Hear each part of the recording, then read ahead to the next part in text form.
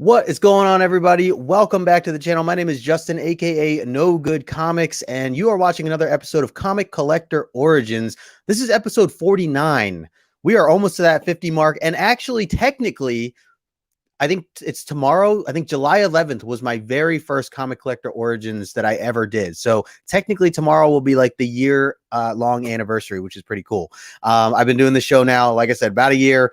If you're new to this show, or if you haven't seen it before, Comic Collector Origins is all about the community. Is where I invite people on, I interview them to learn a little bit more about their origin story, how they got started with this comic book hobby, what their first appearance was with, within a comic store or at a Comic-Con, things like that. So I have to say this show has just been so incredible. The people that I meet and continue to meet and get to know has just changed my world around, where I just have so many great friends that I didn't really have before, didn't know, and getting to know them here now on this platform, it's just been incredible. And it also provides some information to everyone that's watching. So you all can get to know whoever it is that I'm interviewing and get to know them in a deeper level. So I'm really excited. And again, thank you all so much for the support. Everyone who shares this over on Instagram, on YouTube, or on the stories and things like that. Appreciate all of you so much. Make sure you hit that thumbs up. Make sure you subscribe to the channel if you are new. And I see some people already hanging out, which I appreciate. Before we get into saying hello to the chat, though, I do want to introduce my guest. And this guy I've been talking to probably since like the pandemic started, I think. And I have gotten to know him over time throughout this period. I know he did a lot of really cool collaborations on Instagram, where he kind of did, he was doing his own show where he was, interviewing or hanging out with other community members and talking to them about comics.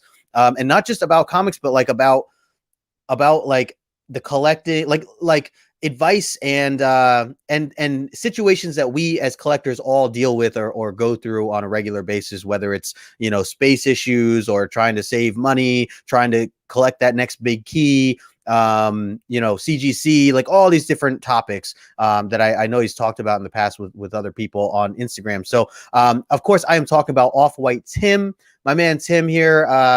I met him through Instagram. Really excited because I think this is his first time over on YouTube.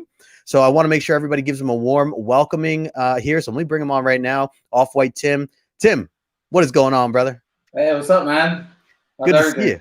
Going great, man. Going great. So I and if anybody doesn't know, I know I saw Something Wong is in here and a few others. If you guys missed, I just was live over on Instagram, and you had given me an A-OK. And dude, I'm just gonna show it off here because this is like I don't even know what other time to show it is. But I mean, sure, you sent me several books, man, and I'm just gonna throw this up right now. But Tim, you sent me this book. Yes. Now I don't know. I know you said that you just had surgery and you're coming out from that and you look great. I don't know if that's the drugs though, or if that's just you, man. But dude, you sent me this, and you sent me this signed copy from Jim Lee. Oh my gosh, dude, this is an old book, man. This is 7.0, the old book. Yeah, man, you can't go wrong with Kirby. I'm a big Thor guy. I'm trying to put together a run. Prices have been crazy, so tell me about it. Yeah, it's kind of hindered my journey into mystery / Thor collecting. But yeah, man, absolutely, man. Just off the bat, man, I appreciate you having me on. I appreciate your friendship, man, and just talking with you and getting to know you over the course of the pandemic, man. It's been a joy, man. So I really do appreciate it. Matt Woods, what's up, man? Matt Woods is a good guy too. I got my best friend in the chat, Ruben Alvarez. Hell yeah! So I want to shout him out because that's my con buddy. Like, we go to cons and we go with game plans and stuff like that. So nice. Shout out to my boy. Yeah, man. Very cool. Oh yeah, there he is, right there, Ruben. All right. Yeah, man. So, dude, I feel like this is a long time coming. I know we had this scheduled from a while back, and then in fact I had to bump you because I had something come up. I think like a vacation or something, and I had to move you back. So I appreciate you being flexible about everything and being able to, reschedule and make it all work. And I'm excited to have you on here, man. And like you said, this is the first time you're on YouTube, man. So broke your cherry with that, man. Yeah, it's my debut, man. Happy to be here, man. I see Nigel's in the chat. John, what's up, guys? Yeah, and if everybody watching right now, if you guys don't follow Tim, Tim, I put your information in the description below, so make sure you guys are following him over on Instagram. But yeah, let's say a quick hello to the chat here. We'll start up at the top, and we got some Ting Wong hanging out. Just saw him over on my live IG, so appreciate you stopping by. We got my man Michael, aka Sove Collector. What's up, Mike? Good to see you, man. We also got Dales of Suspense in the house. What is up, Dale? Thanks for stopping by. We got my buddy George Shkreli in the house. George, an old high school friend of mine. Good to see you, George. Thanks for stopping by. Absolutely. We got Jason Claiming Comics. Jason, man, I like how you changed your name. You just took Claiming Comics right out. It's just Jason now. I like it, man. I dig it. Good to see you, Jason, as well. Let's see. We got JT, John Thomas. What is up, John? Station, brother. Station. Thanks for stopping by. There's your boy Ruben. Thanks so much, Ruben, for hanging out with us. If you guys are new, make sure you sub up to the channel. Appreciate that. We're on our journey to 1K coming up, hopefully sooner than later. We got Bleecker Street with us as well. What up, Bleecker? Thanks for stopping in. You mentioned Matt Woods. My man Matt Woods is in the house. He's been doing some great things over on his YouTube channel as well. Make sure you check out Matt Woods. Let's see. We got SpineTicks in the house. Sith Lordly, my brother. He was on this show not too long ago. Doing his thing. So I know they have a big stream coming up tonight, as they always do, staying up way past my bedtime. But Sith Lordly, appreciate you, man. Thanks for stopping in. Let's see. We got Nigel, Desired Comics, as you mentioned. Hopefully going to be meeting up with Nigel soon, coming up with this Terrificon at the end of the month. And yeah, man. And he and I, we had set up some giveaway things. So I think we're going to do it live over in Terrificon, I think, if all things go according to plan. So I'm really excited to meet and hang out with Nigel in person. It'll be a good time. So thanks, Nigel. I appreciate you hanging out with us and swinging by today. Let's see. The chat just jumped on me. Let me scroll back up here. So let's see. John Stout also in the house. What's going on, John Stout? Thanks for stopping in. We got Moonlit Comics. Michelle, what's going on, Michelle? She has been on her journey to catching up with the Marvel, the MCU films. She has 4 more to go. So before she's like caught up, and then she can go watch Black Widow. I said you can't go watch Black Widow yet. You gotta finish it out. She still has Endgame. She still has all the big ones to watch. So looking forward to hearing what she thinks of that. But thank you so much, Michelle, for hanging out. She said she just followed you. Boom, there you go. Appreciate it. We got my man Hella in the house. What is up, dude? Good TJ. TJ's got his popcorn. Yeah, man. That's my boy, man. He's ready to hang out. Yeah, he said Tim is one good looking guy. There it is, man. Heck yeah. Appreciate it. Oh man, the chat just jumped again on me. We got Miguel hanging out with us. What's going on, Miguel? Thanks for stopping in. We got my man Mercy Andres all the way in Sweden. Good to see you, Mercy. Let's see. I think I got everybody at the moment. So feel free, guys, if you have questions, just throw them in the chat. Tim, if you see something in the chat while we're talking, feel free to elaborate or answer anything that you see here. We definitely can go off in different directions. So but we're here to have some fun, and we're here to talk and learn a little bit about you and your origin story. So with all that being said, I'm going to start this whole thing off with the first question I start off anything with, and that is, when did this happen for you? When did you first get into the comic book hobby? How old were you, and what did your environment look like at that time? Yeah, man, I was relatively young when my older brother and I got into the hobby.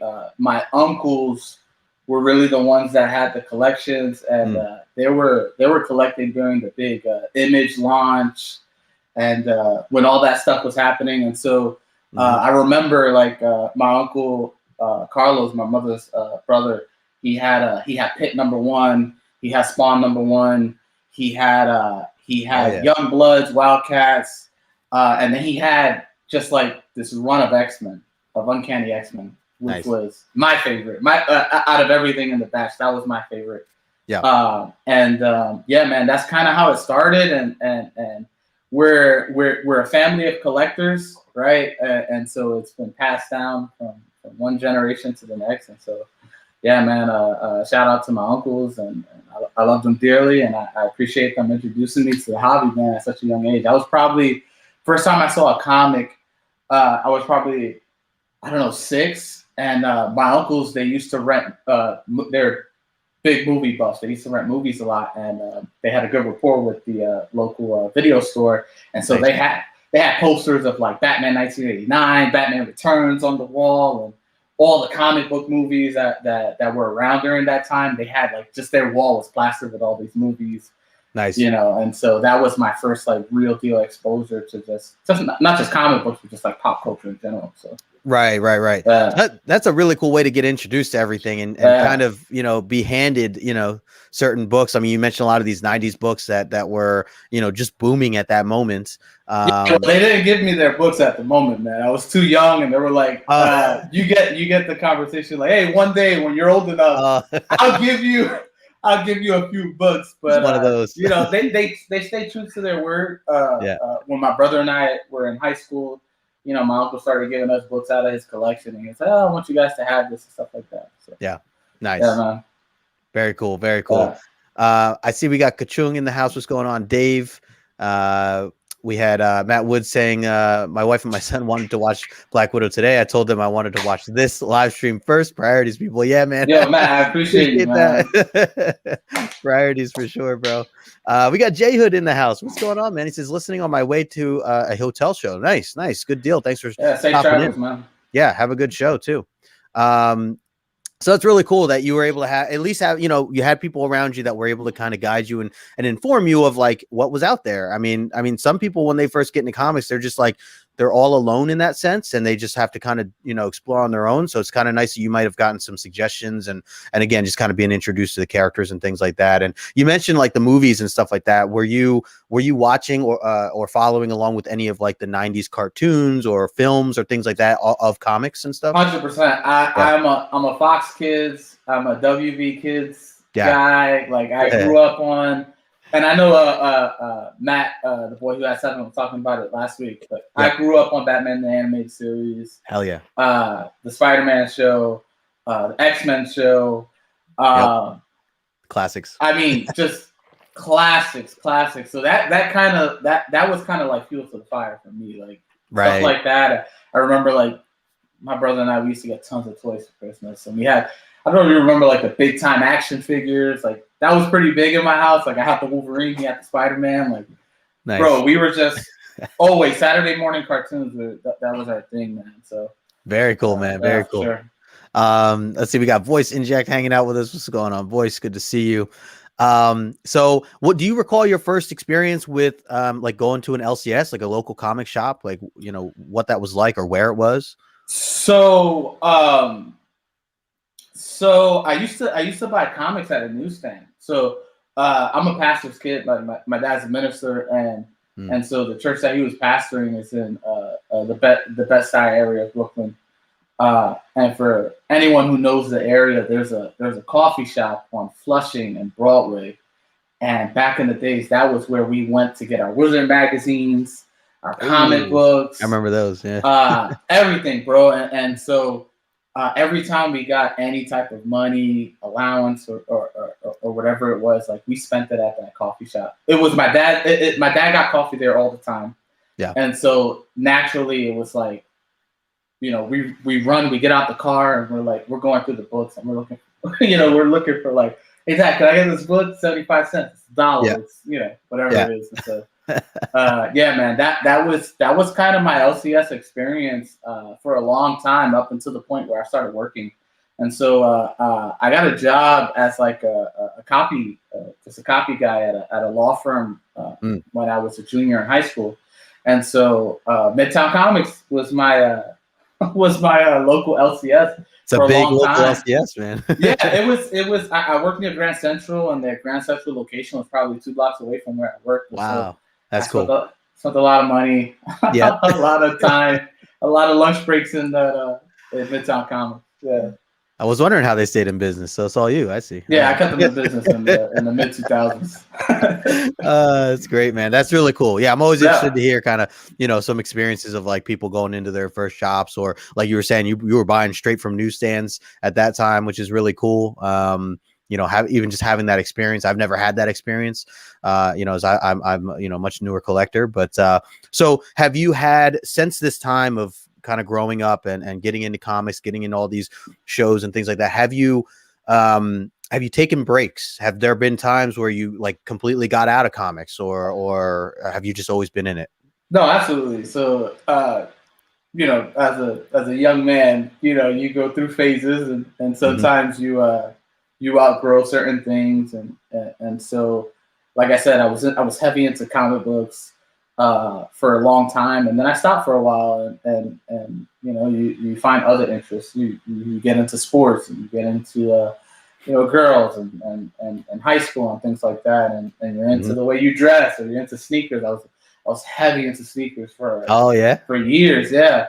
And so you know, when high school kind of stopped, you know, there was no incentive for me to go out my way to, you know, buy clothes and buy the latest sneakers and stuff like that. Mind you, I was working at the time, and so I did have like you know, discretionary budget that I could spend on things like that. And after a while, you just, you know, you start to set into yourself, and you start to figure out what you like, and kind of what you don't like, and the things that you start to reflect on things that you did, and is this really me? Is this not me? And so as much as I do, you know, I do still love sneakers to a certain point, but I you know, wearing sneakers, paying tons of money for sneakers, and then wearing them once or twice a year because you want to keep them fresh, just didn't make sense to me. And so, like, I started falling back. I started falling back in love with comics, and I was like undercover reading comics, and like I said, like this run. So this is my first comic that I bought back into the hobby in 2003, and I would consider myself like a casual comic reader. I wasn't even a collector at the time. I was just reading this book, and this cover. When I saw this cover and I saw it was Jim Lee, and I was a big fan of his X-Men run, obviously with Chris Claremont. Like, I picked this up from that coffee shop in 2003. I read it, and I had to go back and get all the issues. And I was like, I need to catch up on the story. And so from this issue on is the first story that I followed back into the hobby. And so, like, this is something that I kept quiet. I didn't really tell people about. Really, like, my best friend was the only one that I was like a dork. You know, like I would read comics and like we'll go places, and I had my book rolled up, or I have it in my backpack, and you know, one thing about living in New York, working in New York, like, everyone has a commute, and so my commute was filled with taking out my trade papers, and taking out my books and reading my books on the train. Yeah. And so, yeah, man, like definitely in high school, I was low key about it. And then probably after high school was done and you kind of like move past that phase of high school, you start to like really like, man, I really love this stuff, and I love the artwork, and I went to school. I went to school for graphic design, and oh, no way, nice. Yeah, man, I did a bit of art for a long time, and so it was all of that was inspired from my love for comics, and so yeah, man. Got some creativity inside you, man. That's cool. Yeah, that's a little bit. Cool combo. Yeah, a little bit. Yeah, very cool. See, we had a couple other people in the chat here. I want to say a quick hello to Fuzzy Dunlop from Scotland. What's going on, brother? Over across the way. And we also got C-List in the house. What is up, C-List? Thanks for stopping in. Voice Inject's talking about the Saturday mornings were magical in the 80s and the 90s as kids. It was, man. It was. Yep. C-List agreeing. We had way better cartoons in the 80s and great ones in the 90s. Yep, for sure. Matt Woods also agreeing the 90s superhero cartoons were so good, both the DC and Marvel. That was the first time the shows had ongoing storylines, not just one-shot shows. Yeah, that's a good point. The chat just jumped on me here. We got Kid Collector in the house. What's going on, Kid? Good to see you, man. Stopping in. Yeah, absolutely. Even says most did that. Looks and girls. Yeah. That took away from comics. You're not alone there, that's for sure. Then we come back. As always, we come back. Yeah. Ruben saying Tim didn't know about comics until he met me. Yeah. He takes credit for everything. There you go. Yeah. Very cool. Very cool. So I wanted to ask, so you know, you're jumping in and out. When did you jump into Instagram, like for comic related stuff? I mean, is that something that you just, you know, have you always been on, or you just started doing it recently, or how's that work? I've only been on Instagram for like a year and a half. And so before I was on Instagram, I was on YouTube heavy, and I wasn't the type of person to comment on videos.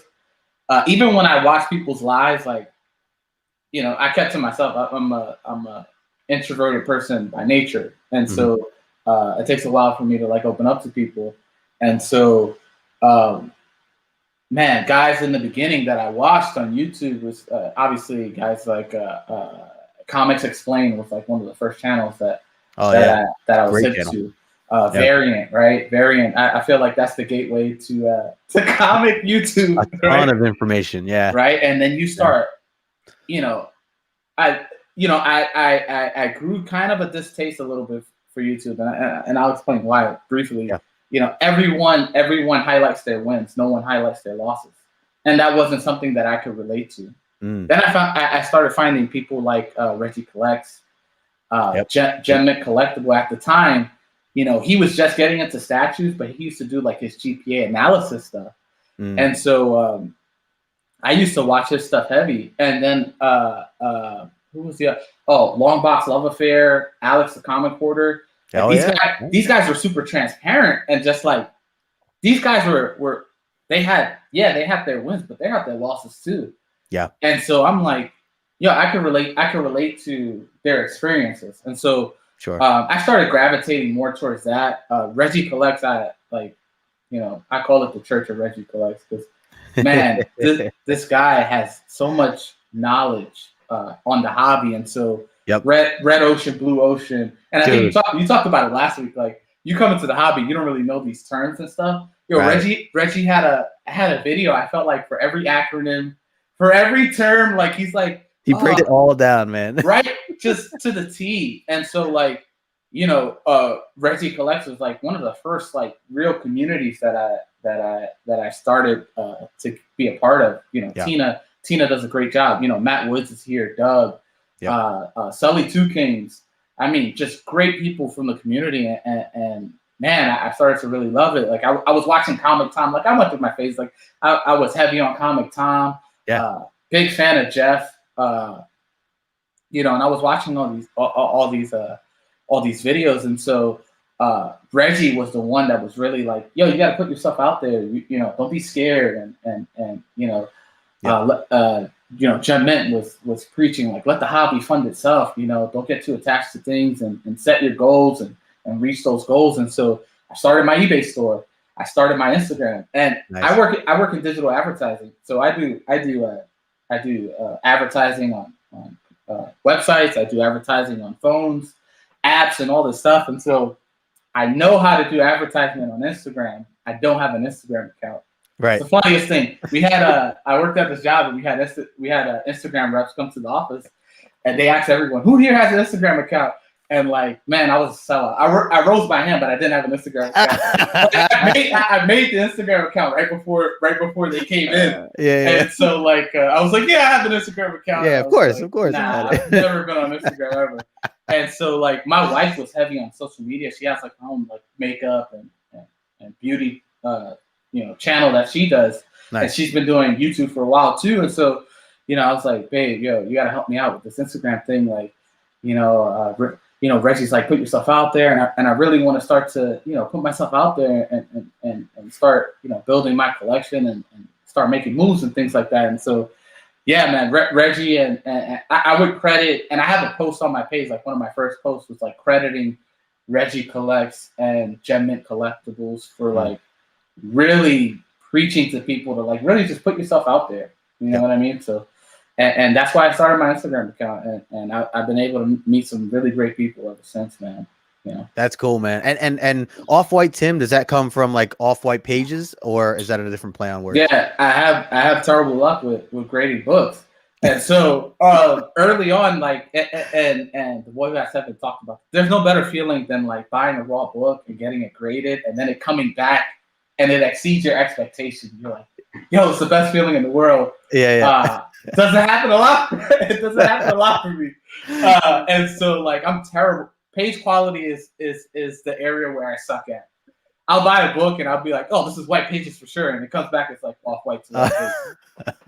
And I'm like, dude, this is terrible. And so when I was like when I was like doing my Instagram account, my wife was like, oh, where are you gonna name yourself? And I was like, man, I just want something that's like, real and people can relate to. I was like, I'm gonna call myself Off-White Tim.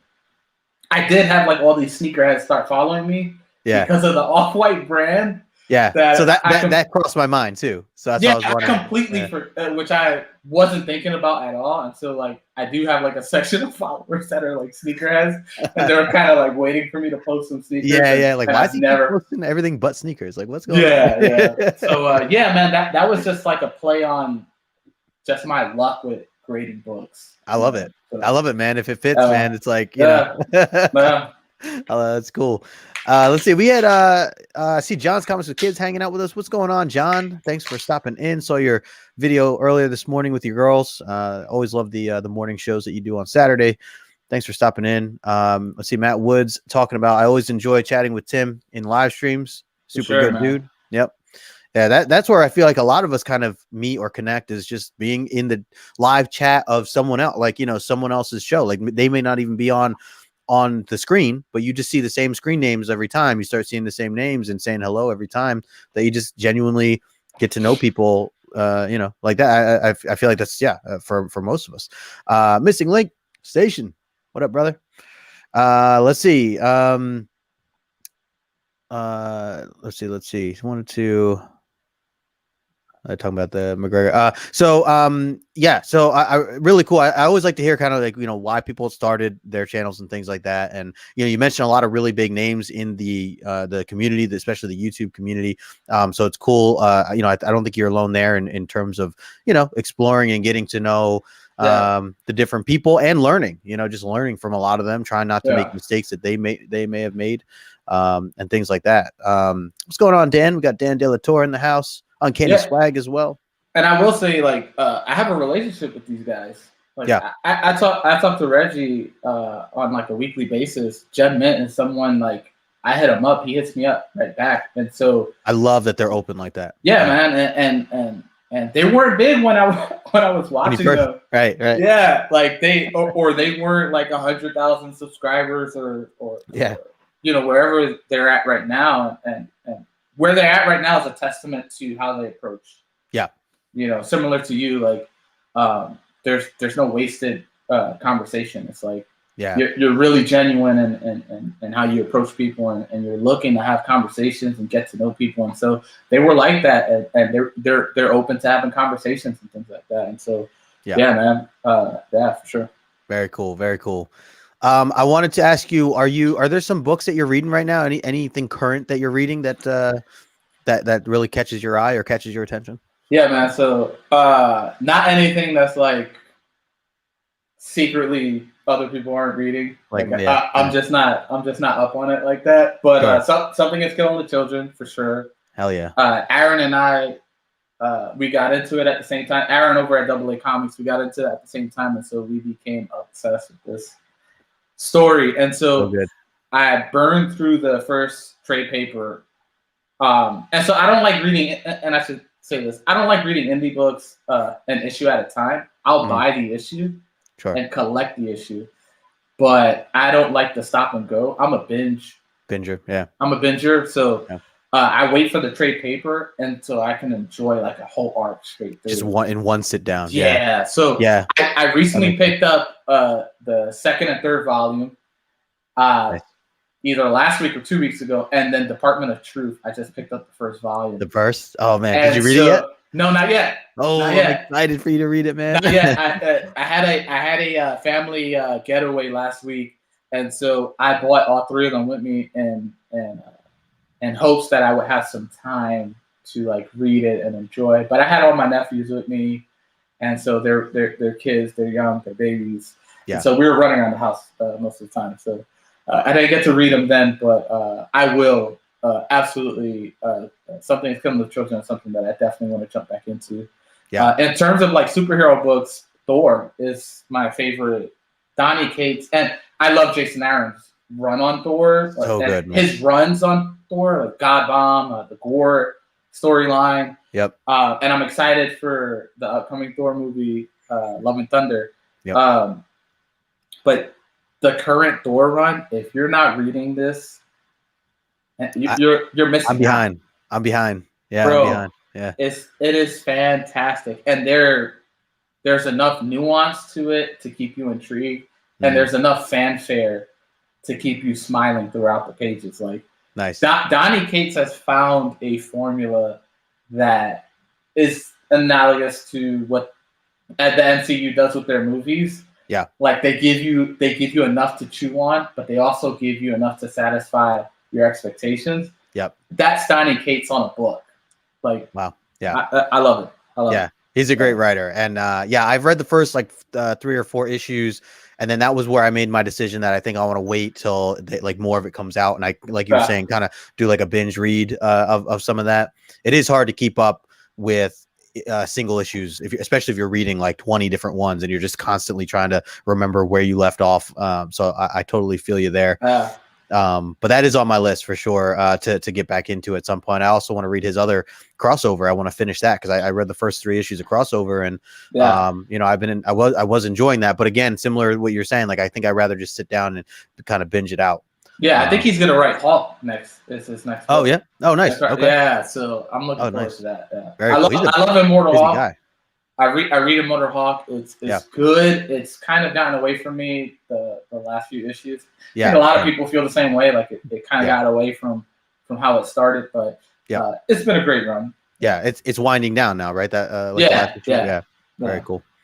I see Matt Woods here saying No Good Comics will be at 100,000 before we know it, man. That would be amazing. That would be amazing. Yeah. Let's see. C-List says, I think I dropped off of Thor after 12 with the fight with Donald Blake. Yeah. Okay. All right. It's on a bit of a hiatus right now. Like I don't think we've gotten a new issue for like a month or so. And I think he was focusing on the King in Black story was like the big thing. And that's right. Finishing up the Venom run and stuff. So. Some big stuff closing out there at the end. Yeah, man. I see Dan saying, I haven't read new comics in over 25 years. I'm waiting for an opportunity to jump in. This new Thor run might be the launching point. So I will say one thing, Dan, with launching points and jumping in, especially when we mentioned Thor, I would strongly suggest or strongly recommend that you check out Jason Aaron's Thor from 2012 with Esad Ribic doing the artwork. You just read those first 25 issues.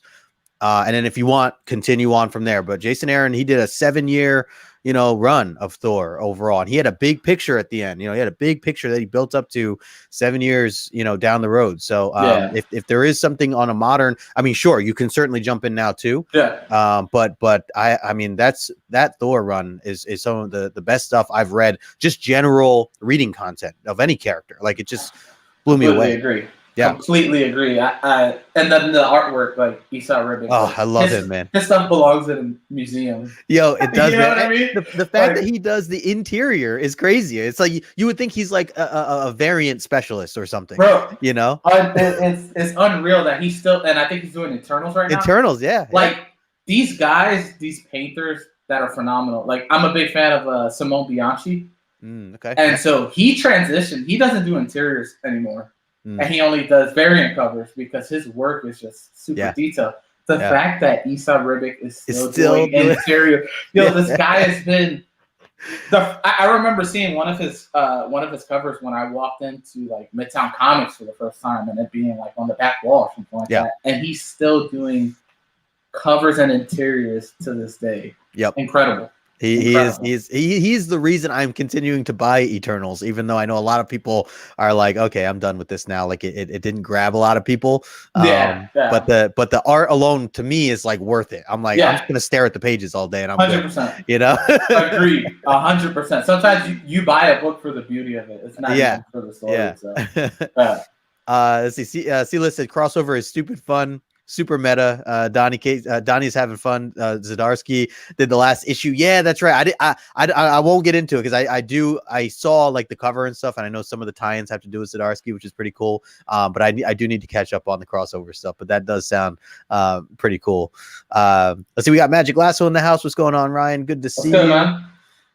Chip Zdarsky is one of those writers right now that is on a run. This guy can't miss, man. Daredevil. Oh man, yeah, he's Stillwater. I need to. That's another one. I just bought the trade not too long ago. I got to read it. I haven't read it yet, but I was waiting for the trade for that. Yeah. Matt here saying, I honestly believe that the last few years have been the best in comic history. The writing and the art are amazing in so many books, and the indies are killing it. Matt, I am I am on the exact 100% page with you there with that statement, because yes, I agree. This is just some of the best.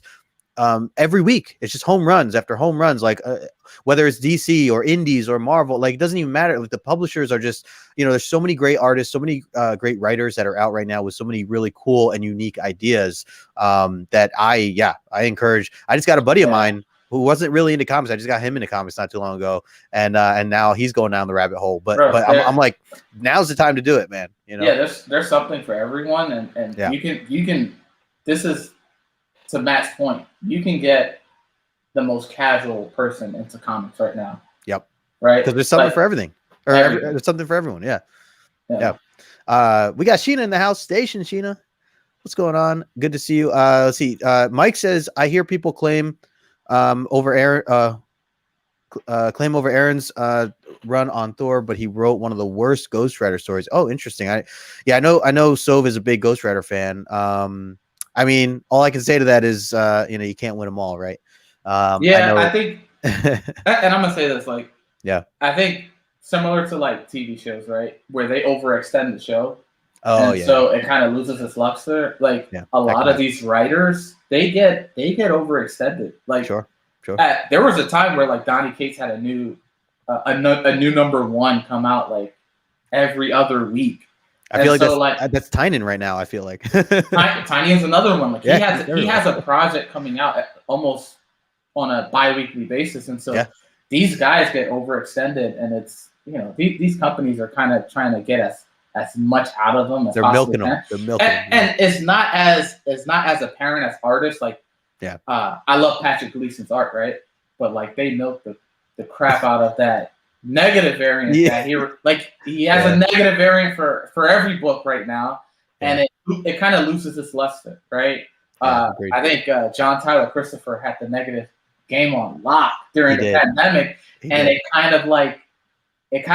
lost steam, man. Like I remember those books were selling for like crazy amounts, and now they're like you can get like a 9.8 for like $200, $225. A reasonable price. So like these companies are really like overextending and overexposing the community to these people, and so they don't give them enough time to like really appreciate them and really put their best foot forward all the time. So I agree. It's hard to find that balance for some, and at the end of the day, these companies, their businesses, they're trying to do whatever they think is going to make the money. But hey, as we're talking about comics here, do you have a couple books you want to show off something that means something special to you?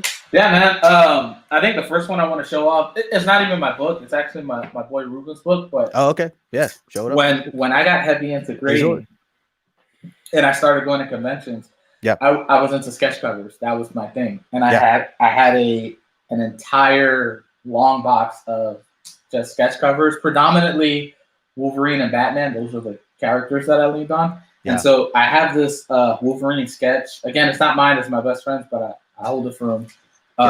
By Ivan Rice. Oh, nice. Damn, that is dope, man. And so this cover is front and back. Oh my gosh. And so you have the claws there, dope. But we really, what he was going for was kind of that patch looking Wolverine. And so, man, we were blown away when we picked this up at a convention. And so, man, I had a whole collection of and my pride and joy in my collection back then was my Batman sketches. And so my #1 sketch was I had a David Finch Batman sketch cover that was beautiful.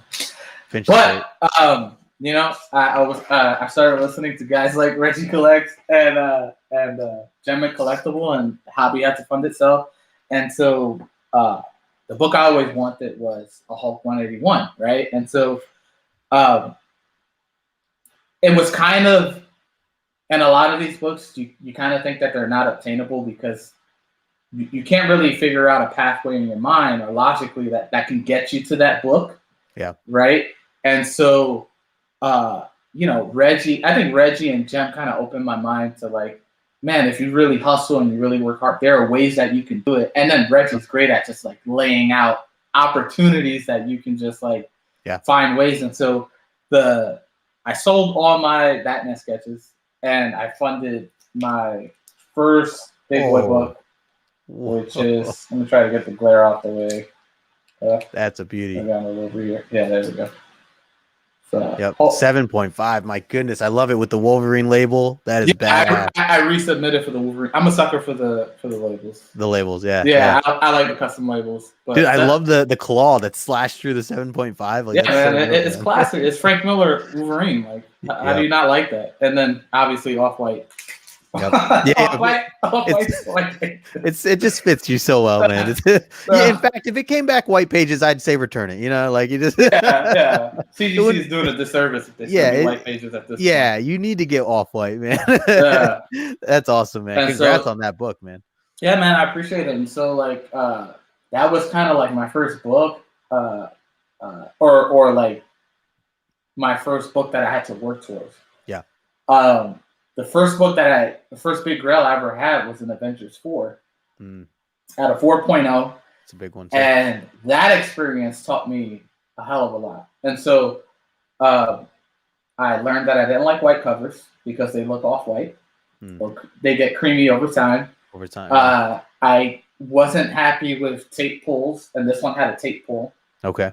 And so you ever work hard for something and then it keeps you up at night, it's just not for you. And so like I always keep that in mind. And like even if I got this Hulk 181 and I had it in my hands and I felt like, man, I should have got another copy or I should have got a higher grade, I would sell the book tomorrow and start my process of hustling to that next grade. Right. I think throughout the hobby, you know, everyone goes through X amount of pivots. It's just like it's the same thing in life. Like you pivot from one thing to another, and so as you grow in the hobby, you know, things change. Your preference, your interest, yep, absolutely. No, and that's why it's tough to like. It's scary sometimes to commit to these big books because you're just wondering, like, well, yeah, now that you have it, then you know the question could come up, like, are you satisfied? Do you is there something better, you know? But you know, hey, that's all part of the journey and all part of like you're saying, just like learning more about yourself. And at least the good thing about comics, at least the majority, is that as you did, like you can sell it again. So it's not like you're stuck with any certain book, you know, for too long if you are looking to, you know, upgrade or change or whatever. Yeah, man, I'm married now, so it has to make sense from an investment standpoint at this point. Because my wife is like, oh, that's a nice book. How much is that? Yeah. How much is that worth? Really? And so, man, I learned how to blend the two. Yep. That's good. Voice Injection says, I just added Thor: God of Thunder to my Marvel Unlimited reading list. Smart man. Yeah, good deal. You're gonna enjoy it, Voice. You got to let us know what you think when you dive into that. That's good. Sure. So I want to ask you about what's your, so you mentioned, you know, your wife's asking you like how much these books are and things like that. Where do you see yourself with your collection down the road? I mean, I know goals change over time, but like what is the big picture for you? You know, do you eventually plan to sell all your books, or do you plan on passing them down to a younger generation, or you taking them to the grave with you? Like what is that plan? So ultimately, if I don't have to sell them, I won't sell them. And so if I can find another avenue to get the books that I want, then that's going to be my preference. And so like, you see my page, right? And so like, I have a stack of Pokemon cards on my desk, and I love Pokemon. You know, we mentioned like I grew up with WB, Fox, and so I grew up in the phenomenons of the Power Rangers and Pokemon and Yu-Gi-Oh! And like, you know what I mean? And so those things are very nostalgic to me. And so I'm a collector at heart. And so I love sports cards. So I dabble in sports cards. I dabble in Pokemon cards. But comics is always my number one love. And so if I can parlay Pokemon cards and my sports cards into bigger books, then I do that. And so like I'll give you an example. So this book, and you're going to like this one. Oh, my baby right there. 8.5. My goodness, man. Woo. So shout out to Dreams Too Real on Instagram who sold me this book. And you know, I'm not shy about saying how much I paid for a book. because number one, it's good to have a reference point of where the market was, and where the market has gone. And so he sold me that book at a steal. I paid $2,100 for that book.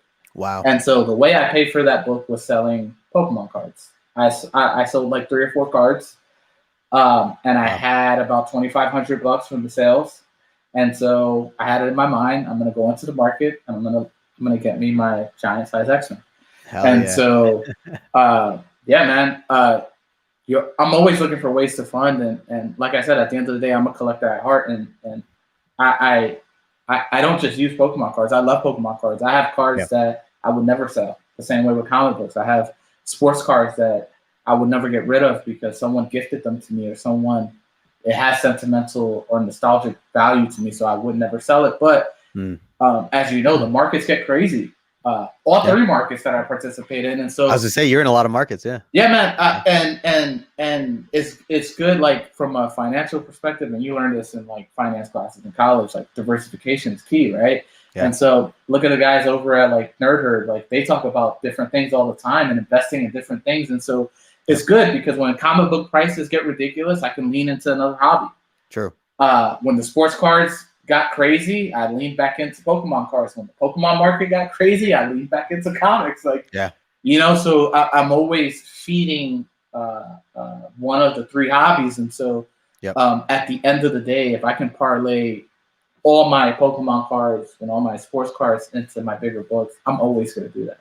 Like comic books has been my number one love, since I could remember. It was the first thing I ever started collecting, and it's probably going to be the last thing that I have left in terms of a collection. When it comes down to it. No, that's dope, man. You got me thinking now. Like I have some Pokemon, and I'm like, man, maybe I should. Bro, we gotta talk then, man. Them. We gotta talk because I found my old Charizards. I have a couple Charizards. Bro, you probably have some holes in your X-Men run, and you're probably thinking about ways to fund that next, I don't know, 101 or whatever book you need. And bro, we'll talk, man. Seriously, we'll certainly talk, man. Let's get them graded and let's get them sold, man. For sure. I love it. Man. Let's see. We had Catface in here asking if you could have a full run of a particular character, which one would you choose and why? That's a good question. Man, so I'm gonna ruin one of the rapid fire questions. All right, so I was gonna say we can hold off on this if you want. Let's hold off. Good question. Let's hold off on that. That's a good question, Catface. Yeah. We'll come back to that. I will say though, like I said earlier, like I was working heavy on the store run, and I have like keys. I have like the first Him, Adam Warlock. I have First Destroyer. I have a ton of early Journey into Mysteries, except the ones that count. I don't have the 83. I don't have the 84. I don't have the 85. Yeah. And so my biggest comic this year that I wanted to purchase was Journey into Mystery 83. Yeah. And that book has gotten so far out of the stratosphere that at the moment, unless I maybe get lucky with one of the sports cards I invested or a Pokemon card I invested in, I can't see that happening without selling one of my bigger comics, and I'm just not going to do that. Hey, I can't. You never know, though. Like you said, I mean, you can acquire books that I own books now that I never thought I'd own. So for sure, it works out. I'm not dismissing it or putting it outside the realm of possibility. What I'm saying is, at the moment, I just don't see the avenue in which I can get there. Sure. Hopefully, over time, that changes. So definitely. No, that makes sense. We got Darth Timo in the house station, brother. Good to see you. What's up, man? Thanks for stopping in. If you guys are not following Off-White Tim, make sure you do so. I put the information in the description below. Thank you, everybody, hanging out with us right now. We got 17 people hanging out here. So before we get into the rapid questions, I have one more question for you, and then we'll jump into some of that stuff. So my question for you is, we were talking about. And I bring this up every time. There are new collectors, new readers that are getting into this hobby every day. Thanks to the MCU, thanks to Disney Plus, like thanks to all, even Netflix, like all these shows that are coming out now based on comics and starting to give comics a little bit more attention. It's getting people's attention. Do you have any advice for someone who is brand new to the hobby that might just be starting to get their feet wet on reading, on collecting, on any angle? What's one thing that comes to mind for you that you would give to a new reader as advice? There's this is gonna sound like super cliche and generic, but just enjoy the hobby. I mean, over time, your interests will change, your priorities will change when it comes to the hobby. I mean, I love the hustle, right? I love to hustle into that book and then see that book accumulate in terms of worth over time. But at the same time, the hustle can get exhausting, and sometimes I just want to walk into a comic book shop and pick up a book off the shelf. Yeah, I totally get that. I don't want to go into a comic book shop and look for that major key that I'm gonna drop, like however much money it costs. Sometimes I just want to like buy a book just because I love the cover, like the artwork on the cover, or a friend of mine was like, hey, you should probably read the story. A lot of people are not up on it, and just walk in and pick it up off the shelf. You know, that's become a lot harder with like the spec game that's going on right now. And I had my phase of the spec game where I was watching Comic Tom every Friday. Sure. And his videos were super entertaining, and like I don't regret it. You know, I don't do it anymore, but I don't regret. You know, and you know, I have the luxury of working in, you know, New York City, and so man, I used to go after work and just go to all these different, hop on the subway, and I would go to like 3-4 comic book shops. Yeah. And get home like 11 o'clock at night, and I'm just digging through like back issues and like putting in work. Bro, I remember like Oblivion song showed up on Comic Tom's top 10, and I went to every Midtown Comics and found just a stack of Oblivion songs at a Midtown Comics, and they were like the regular and the pink signature, and I bought all of them. Oh wow! They were like half off, and so like I bought all of them. They were like $3 a piece, and I was like, oh, one day this is gonna get me this huge key, and like, you know, it did, right? And that book completely died, and who knows what's gonna happen with that, right? It's a great run. It's a great story, but in terms of like the value, at one point that book was selling at a 9.8 for like over $200. I mean, now you could probably get one for like $60 off of eBay. And so like, man, I have a short box that's just like full of them. I mean, the Agents of Atlas, the one that I sent you, I have like 6 copies in my short boxes because I was into specking at the time, and so I was like buying up, you know, however many copies I can get, and then you start to realize that, you know, the casual fans miss out on it, and they're really the ones that are gonna continue the hobby and continue, continue the LCS. Man, listen, we grew up in the '90s. We had places like Toys R Us. It's not here no more. KB Toy Store. Yeah. I'm gonna date myself, but Suncoast Video. Oh, yep. Right, like those places were like, you know, when you were a kid, you know, that's where I went. Man, just hearing that name is like crazy. Yeah, right. And so like those places don't exist no more. And so like when I start my family and I have my kids, or even when my nephews, you know, when their birthdays come around, like, man, I want to take them to my LCS because that's the closest thing they can have to, and I'm not gonna knock Target or Walmart, but like, man, five aisles of toys is not cutting. Right. You know what I mean? Like it's not. And you know, when I talk to like, you know, younger kids, and I'm like, man, there used to be a whole store dedicated to just toys, bikes, Nerf guns, everything you could think of. And you know, we're living in a generation that will never experience the excitement of that. And like even my dad, my dad that raised me, like he had a tradition. Like he gave us $100 on a birthday, and he took us to.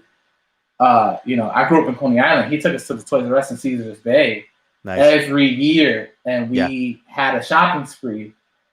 And you know, it's exciting, man. As a kid, you're just like pumped. Like, I remember one of my favorite times, like Batman Forever came out, and he gave me the $100. We went to the movies. We saw Batman Forever. We went to Toys R Us. They had the complete toy run, and I bought every single figure. Every single Batman Forever figure they had there, I bought it. Yeah, you know what I'm saying? $100 got you a long way. Action figures were like $6 or $7 back then, so $100 got you everything. And so like I remember buying the whole run of like Batman Forever toys, and man, like my kids will never experience that. My nephews will never experience that. So to me, enjoy the hobby. You know, support your local comic book shops. You know, keep the hobby going, man, and just listen. One day you might be into something, the next day you might be into something else. You might love Silver Age books, you might love Golden Age books. you might just want to be a casual person. There's nothing wrong with that. Right. There's enough room in the hobby for everyone to try. There's no wrong answer. No, I think that's great advice. And I think a lot of times, a lot of us, even whether you're new or you've been collecting for years, I think it's easy for us to get caught up in certain things that puts pressure on us that ends up making the hobby less fun. And you start feeling these obligations and like, I got to own that, or I have to go buy that, or this person said I should check this out. You know, like there's all these different things, and we lose sight of why we originally got into it in the first place. And that is to just enjoy it, as you're saying, you know, like just take some time and embrace whatever it is that you're into at the moment, you know? Yeah, Matt was saying that last week. Like, I don't have 365 grails to post on Instagram every day. Right. Yeah. I don't have the money to fund that type of like output on social media. And so like, man, if you're into something at the time and you switch up or you change up, you know, enjoy it, you know, like post what you're into. Yeah. Right. Like live in the now. Yeah. Live in the now. Exactly. Yeah. So, yep. Well said. Yep. I see Matt Woods here saying this series of shows that Justin does is so good. I really enjoy hearing from the members of the community. He does a wonderful job asking questions. Matt, dude, thank you so much, man. I really appreciate that. You're uncanny with the way you keep up with the chat too, bro. Like you're like asking questions and you're like spotlighting everybody. Like, bro. It's man. It's a juggle at times, but it's a fun. I mean, it's a blast. As I said, you make it look easy, man. Thank you, man. I appreciate it. Uncanny Swag said, "Man, we are all old." Yeah, he was saying this as you were mentioning those stores. We are all old, man, for sure. What's going on, Morbius? Morbius in the house. Good to see you, brother. Lost track of time. Diving into some long boxes. Nice, dude. Nice. Enjoy, brother. Enjoy, man. Yeah, absolutely. Let's see. Oh, chat just jumped. There was something else I wanted to highlight here. I think someone had a question, but I lost it.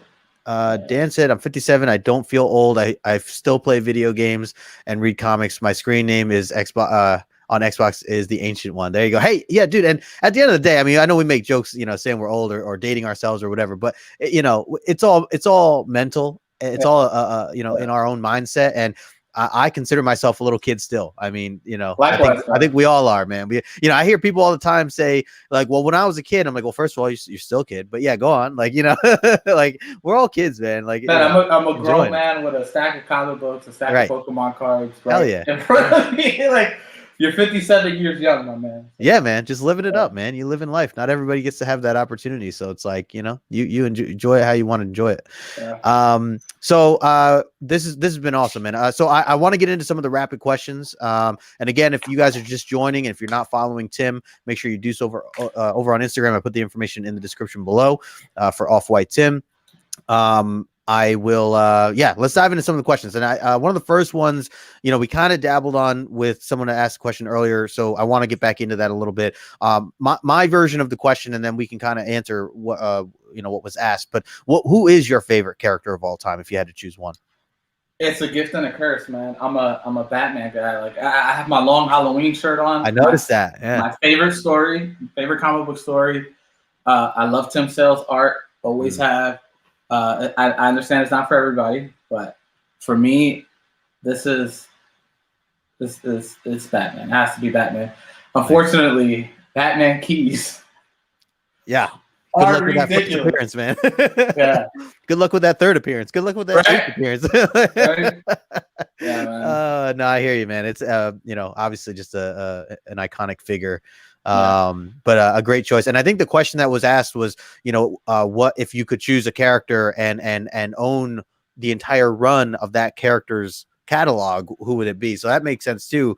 If Batman is the answer, it would definitely be between the Batman run or Detective Comics, right? Mm-hmm.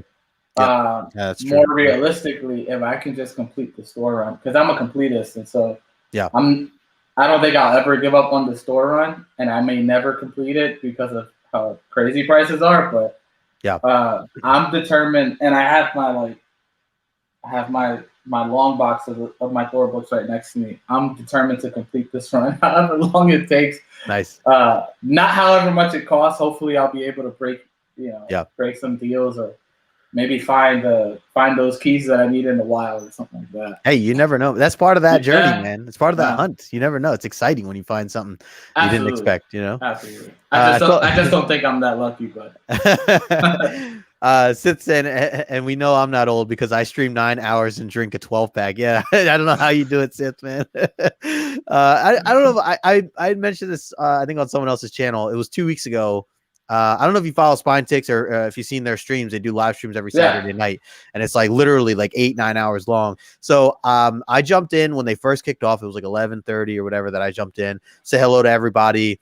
You know, and I'm doing things here at home, and so I don't always get to hang out. And obviously, I'm just going to sleep at some point. So I usually hang out for the first half hour to an hour, hear what the whole panel's saying, and then I jump off. And randomly, I woke up at like 4 a.m, which I never do. Literally woke up at 4 a.m, to where I was like wide awake, and I was like, let me just see if they're still on. And sure enough, they were all still on.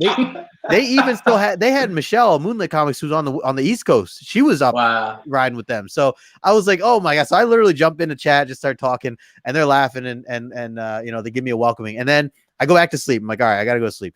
So it's, you know, 4:30, 5 o'clock. I go to sleep. I wake up again at 8 o'clock, and I'm like, you know, let me just see. And sure enough, this man was still live, man. He was still. And I jump in there like, oh man, Justin's checking in on us again. It's the third time. Like they're running a telethon over there. Yeah. Dude, it's a good time, man. You know, if you ever even to catch the replay, it's always a good time. Great panel. But Sith, great point, man. Keep living those young years, man. The 9-hour streams and 12-pack.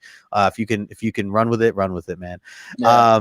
Matt was talking about Batman. Owning the full Batman run involves winning the Powerball. I mean, at this point, yes, it does. It gets that close. All right, let's jump into some others. What your if you could choose one superpower, what would that be? Man, this one. So like, I pre-prepared for this, and I told Justin this. Like, I pre-prepared for these questions, and this is the one question where I couldn't determine what I wanted. Maybe teleportation, I think would be cool. Like Nightcrawler, kind of like Nightcrawler, yeah, for sure. I think that's around town. I'm not a road trip guy, and so if I can like teleport there, shorten it, yeah. And then, you know, the added benefit of like, you know, just seeing the world at the drop of a hat whenever you want it. You can just teleport to wherever you want to go. So, totally, I think teleportation for sure. All right, man. I dig it. Who is your favorite comic book artist? Let's go current. Who is your current favorite comic book artist? Man, I have so many that I absolutely love. It's tough. It is tough because I'm more partial to the artists than I am to the writers, and so I'll buy a book just because of the art.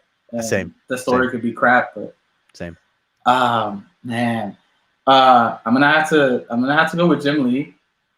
Yeah. And I don't consider him current because he only does covers. Obviously, he's like infamous for missing deadlines, and so they don't give him interior work anymore. But if I had to say interior, Nick Klein on the Thor run, I love his art. His art is beautiful. And then it's a good one. I'll say Greg Capullo. I feel like I've seen his work over the years, and there's a level that artists get to where. Obviously, in the 90s, a lot of cross-hatching and a lot of like shadow and details and all this stuff. But there's a level that artists get to where they can tell a story with like one line. Yep. And they become, over the years, their style cleans up. It gets a lot more minimalistic. Yep. But that one line just leaves so much to the imagination. Yep. And Greg Capullo, self-taught, by the way, he taught himself how to draw. He's evolved to that point where it's like, every line on the page is meaningful. Yep. And I absolutely love it. He's a legend. Yeah. My top artist, John Buscema. Oh, okay. He will forever be my favorite artist. Favorite of all. I love it. Great choice. Great choices. What was the last comic book you read?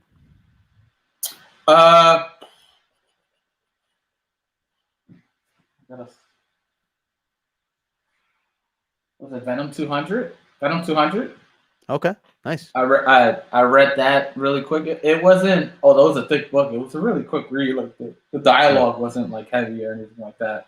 What made you go back to that? To Venom 200? Yeah. It's just I think it's the most recent book that I picked up from the comic shop. Oh, okay, nice. In terms of trade paper, Something Is Killing. No, I reread Southern Bastards Volume 1 Oh my gosh! Prior to because I wanted to be current with when you got on JP's channel. I was gonna ask, yeah, did you? Yeah, I mean, yeah, that's right. So, dude, that was. You saw my reaction then. Yeah, yeah. It's like, yeah, I was with you though. Like, I can't. He had like the perfect guess. Yeah, he did. So I thought you fit as well because you were the guy that's like outside looking in. Yeah, right. A different aspect. And so like to me, like when they were talking about it, I was like, man, this is real. This is real life stuff. And like I've never experienced that side of society before. Like I've always lived in the city, so you know, it was crazy to hear their feedback and to feel and to hear like how they connected to the book, and that's what it's all about. And so I've been on Southern Bastards since like the first trade paper came out, and then like me waiting for the next one, and so like I have all of them. So you're all caught up then. You read all 4? Yeah, I'm all caught up. Yeah. We're gonna be. I know we'll break down the next 2. I think by the next month or something. But I'm looking forward to reading more of it because man, don't. It's a wild. If I give you any advice, don't get attached to characters. It's really Game of Thrones-esque. Well, I learned that in the first trade or the very cool. Let's see. What's your favorite comic book related film? That's easy. It's The Dark Knight, and so I won tickets to the New York premiere. Oh wow! And so this was probably like 3 or 4 months into dating my wife. Okay. And so she wasn't my first choice to take to the premiere, and she still gives me grief about it to this day. My uncle had a tradition of taking my older brother and I to every Batman premiere. Yeah. To every Batman movie. We've always seen it with my uncle. Actually, in Newark Mall is where he used to take us to see all the Batman movies. And so I had invited him, and he was working late. And so I ended up taking my wife. Thankfully, I married her, right? Because I shared this whole experience with her. So I won tickets off the New York Post, right? And they said that you had to come like dressed up, and we were the only schmucks that went to the only ticket winners that went dressed up. I had a full suit. My wife had a gown, like an evening gown on, and everyone else had Batman t-shirts. And I was like, "Oh snap, yo, hun! I think we're like way overdressed." And so what they did was they didn't have separate lines, and so when they started letting people in, and this was at Lincoln Center in the city. They started letting people in, and all the actors were there. And so they started separating people, and they separated us to go to the VIP lounge. Oh, wow. Not the other contest winners, just my wife and I. Oh, wow. And so I'm sitting in the lounge, and Christian Bale's right there. No way. Aaron Eckhart, who's like 6'4", and is like hella bigger than Christian Bale, standing right there. Naomi Watts was at the premiere. Regis Philbin was at the premiere. Wow. And so we're just like, we're sitting in this area, and everything was free. Like the popcorn was free. Yeah. They had hot dogs. They had like all the things, and you could get whatever you want. And we're sitting in the waiting area with all the celebrities. And I'm like, hon, I don't think we're supposed to be here right now. And so we go into the theater, and they sit us down. And I end up sitting next to the actor that plays the mayor of Gotham. Oh, cool. Okay. Yeah. And so he's chatting us up. And so he didn't show up in Batman Begins.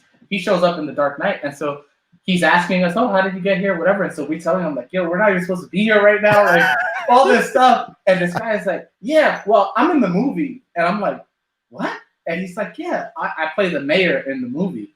And so he had like a pivotal role. Yeah. You know? And so like, I'm watching the movie, and I'm looking at, and he's sitting next to me, and I'm looking at him, and I'm looking at the screen. And I'm like, so Dark Knight will forever be, just off that experience alone, will forever be hell yeah, man, my favorite superhero movie ever. Dude, no one can have even a story like that when it comes to a movie like that. So that's amazing that you have that experience, man. That is awesome and really funny too. That you're just like, I don't think we should be here right now. If you had to choose between the original X-Men team or the new X-Men team, talking about Claremont's team, who would you choose as your favorite team? Claremont. It has to be. It has to be Claremont. My first comic book was X-Men 1 that my uncle gave me when I was old enough for him to give us his collection, right?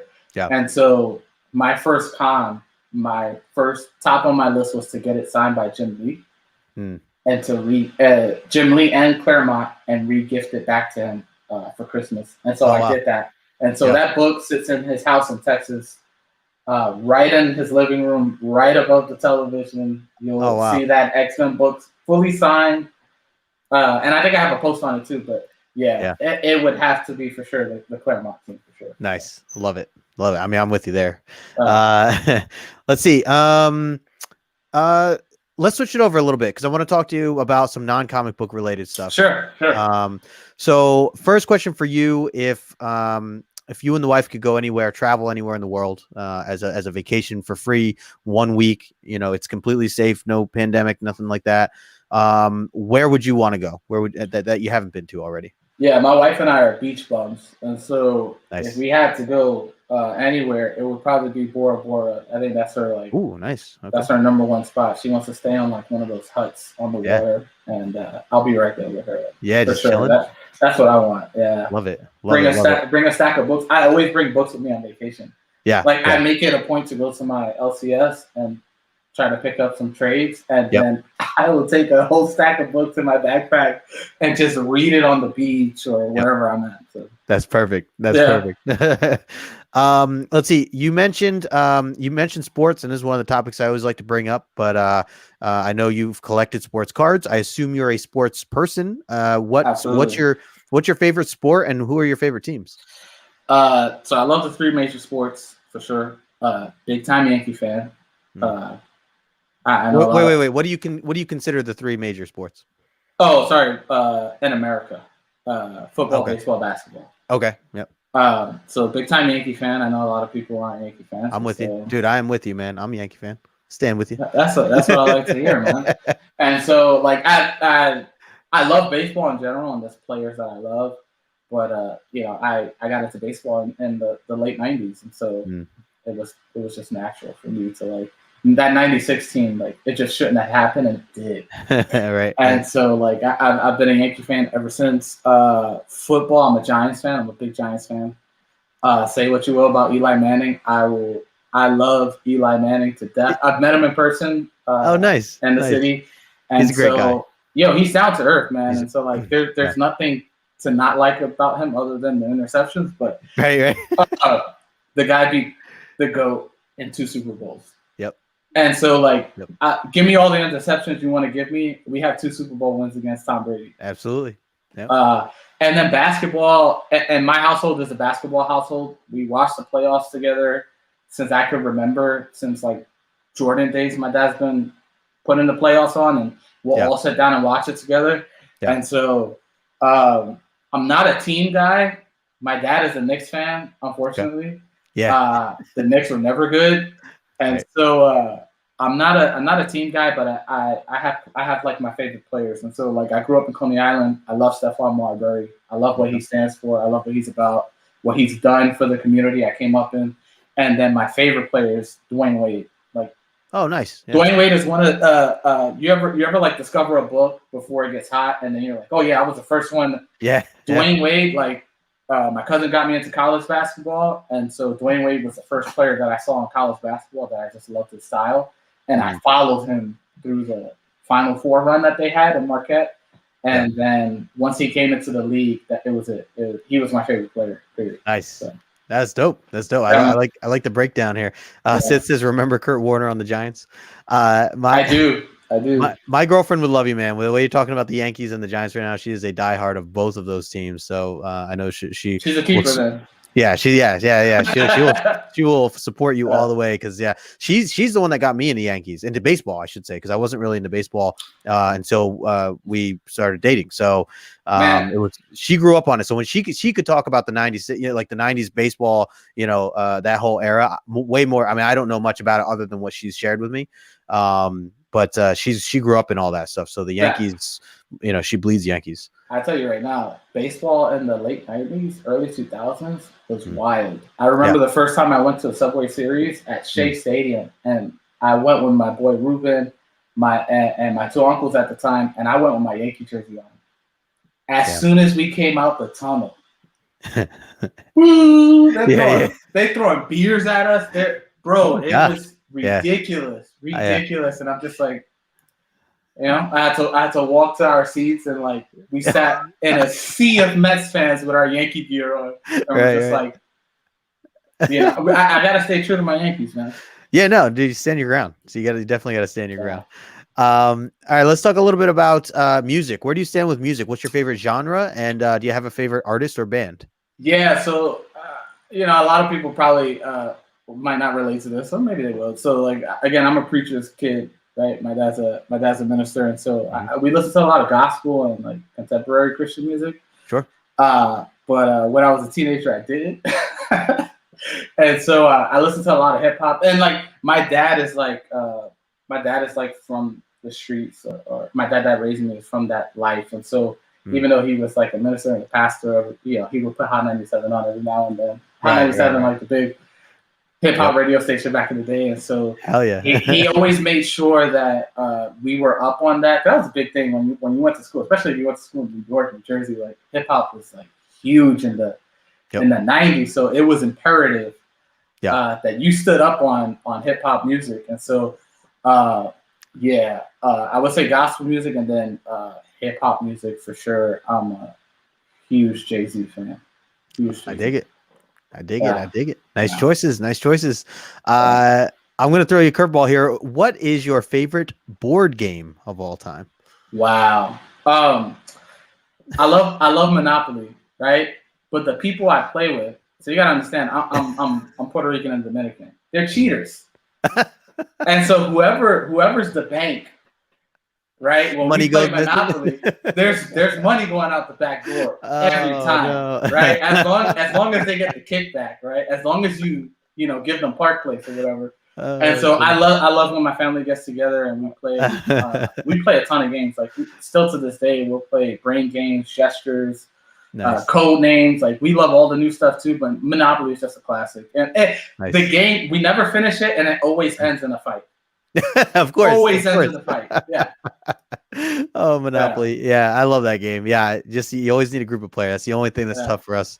But yeah, it's a great game. Hey, I see Matt Wood saying they're giving him the look. Matt, dude, get out of here, man. Go check some Black Widow out, man. Enjoy it. I watched it last night with my wife. I enjoyed it thoroughly. Nice. I completely enjoyed the movie. I had a smile from ear to ear just to see the opening Marvel credit scene again. Yeah. It was just we're going. I think we're either gonna go tonight or we're gonna go tomorrow. Me and my girlfend. So enjoy. I'm pumped though. Yeah, and Matt, thanks for hanging out, man. He's been chiming in the chat the whole time. Appreciate you, man. Yeah. Ruben saying you just hate losing. Oh, there you go. There it is. I'm a sore. I'm not a bad loser. I'm a sore winner though. Okay, there you go. if I win, I'm gonna let you know that I won. I love it. Let's see. Let's talk a little bit about give me who's your number one favorite of all time Pokemon? Man. Ooh, he's got to think. He's got to think about it. Yeah, that's tough. Man, I got people in the community, so I can't say the wrong answer. People watching there now, like, oh, you better. You know what? No, I can't say that. I'm gonna say, Articuno. Oh, nice. All right. Articuno is one of the legendary birds, and so do you know Tristan, Level Up Collectibles? Comics? I don't think so. So he had like a huge ASM run, and he was pretty popular on IG, and he got into Pokemon, and we spent hours talking about Pokemon. Oh, nice. And so he AOK'd me a booster pack of the Fossil set, first edition, and at the time, oh wow, that thing was like $400. Even more if it was weighed heavy. So they do a thing where you weigh the pack, and if it's like heavy, it has a holographic in it. Right. And so I have been burning money, bro, trying to get an Articuno because it was the first holo I ever got. And so, it's no secret, like I didn't come up in the best of circumstances financially. And so I remember my parents got me like a stack of Pokemon cards, and it meant everything to me. And I only pulled one holo out of the whole stack, and it was that Articuno Fossil holo. And so he gifted me the pack, and he ended up pulling the card for me. And so I have it now. I have it graded, and that's one of the cards I'll never sell. I'll never sell it. That's cool. Purposes, yeah. That's dope, man. Great choice too. I'm always, with a question like that, you never know what you're gonna get. There's obviously so many to choose from. So it's nice that you have that little story, to go with. For sure, man. All right. One last question for you here, and of course I gotta close it out with food. So because that's just what I do. So when it comes to food, it's a Friday night. You and the wife, you could order out. You could go out to eat. You could cook, stay home. Like what's your go-to meal? What is it that you're just like, this is what I'm in the mood for every time? Joe's Restaurant on Forest Avenue, family owned. They make the quantity every day. So if you don't see an item available, it's because they've ran out of it. And so everything is made fresh. The pasta is made fresh. The sauce is made fresh. There's nothing reheated there. The guy literally goes out every day, early in the morning, gets all the ingredients from the farmer's market. And Joe's Restaurant, Italian food. My wife and I, we love pasta. And so that's our go-to. For sure. All right. I love it, man. I grew up with pasta, man. People don't know this, but I was adopted. And so on my mom's side, she remarried into an Italian family. And so I grew up essentially with an Italian family, and we had, pasta and all that, all the goodness, and, the big family and lots of cousins, and, you can't leave the table till you have a third plate kind of thing. Pasta. I hear you. So very cool, dude. Tim, man. I want to thank you again. I mean, these are the questions I have for you. I want to thank you again for one for being on the show.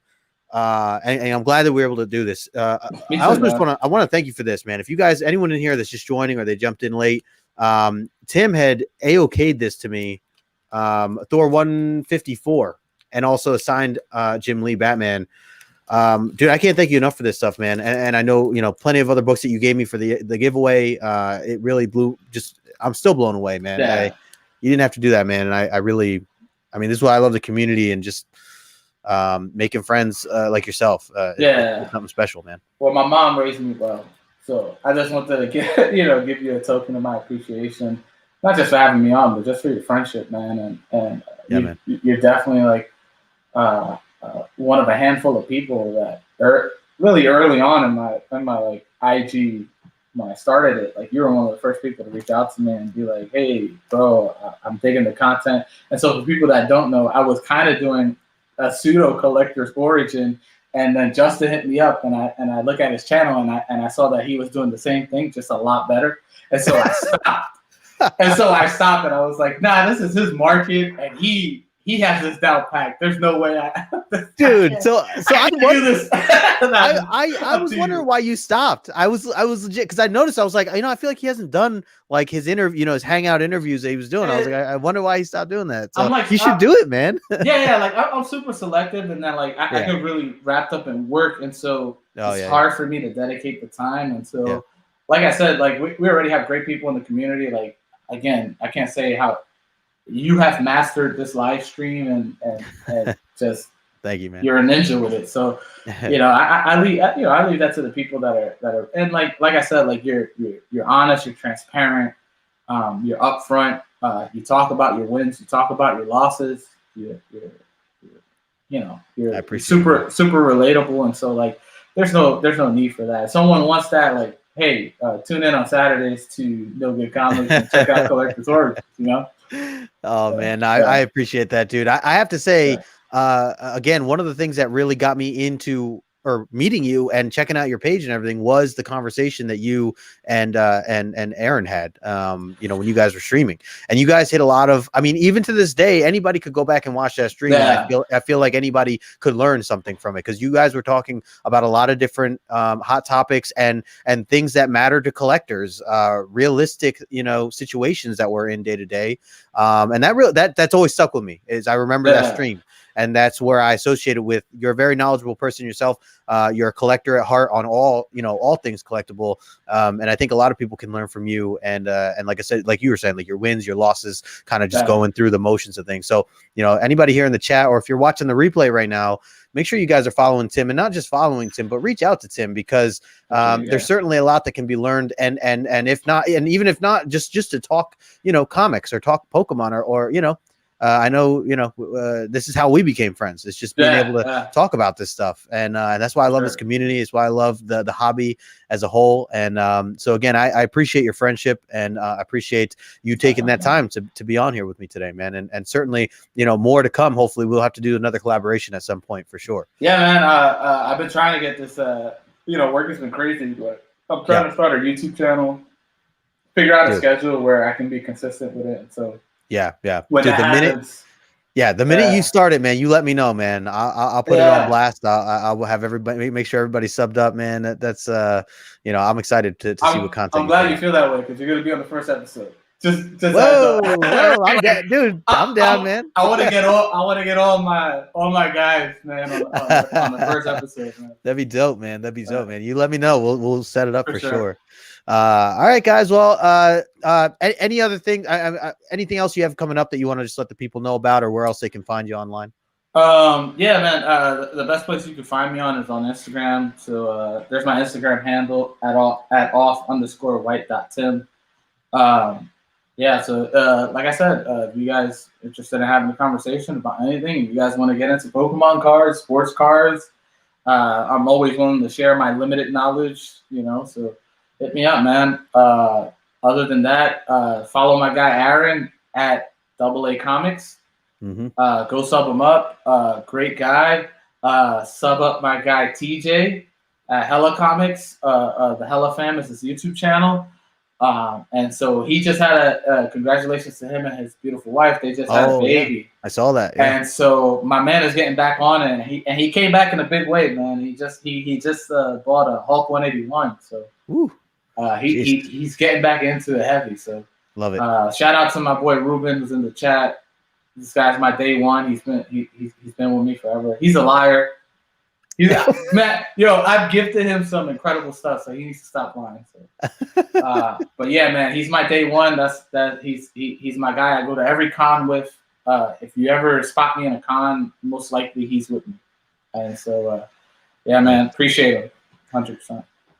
You know, here he's just saying that you've never given him any reason to rethink the friendship. That's what he's saying. Oh, never given me anything that. Yeah, he's saying you've been such a good friend. No, he's saying the opposite. He's saying I've never given him. You've never given me anything, and that's a complete lie. That's a complete lie. But that's my guy. I love him to death. Nice. All right, guys. Well, again, thank you all so much for hanging out here today, whether you're here live or if you've taken the time to watch the replay. I always appreciate that. I'm going to be live again in about 30 minutes as I'm breaking down Sweet Tooth, the first volume of Sweet Tooth, with my friends Victoria and Abby. We'll be right back here on this channel. So if you guys are looking, if you're interested in talking some Sweet Tooth, we'll compare the Netflix show along with the first volume of the actual, the series, the comic book series. Yeah, so other than that, again, Tim, thanks so much for being on with us. I see Lady Fantastic just jumped in. What's going on? Carolyn, good to see you. Appreciate the kind words here, everybody. Yeah, make sure you hit that thumbs up on the way out. Subscribe to the channel if you are new. Make sure you're following Tim over at on Instagram as well. Put the information in the description below. And yeah, I'll be back next Saturday, usual time, 2 o'clock Eastern time. So until next time, we will talk to you later.